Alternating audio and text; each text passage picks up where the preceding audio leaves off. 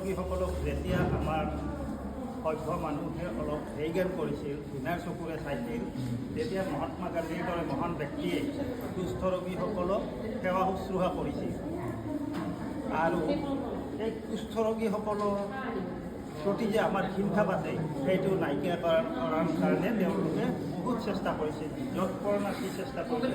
সেইকাৰণে তেওঁ যে মহান ব্যক্তি হৈ কুষ্ঠ ৰোগী চিকিৎসা সেৱা বা শুশ্ৰূষা কৰিছিল, সেইকাৰণে তেওঁৰ মৃত্যুতিথিটো আমি প্ৰত্যেক বছৰে 30 জানুৱাৰী তাৰিখে আমি পালন কৰোঁ।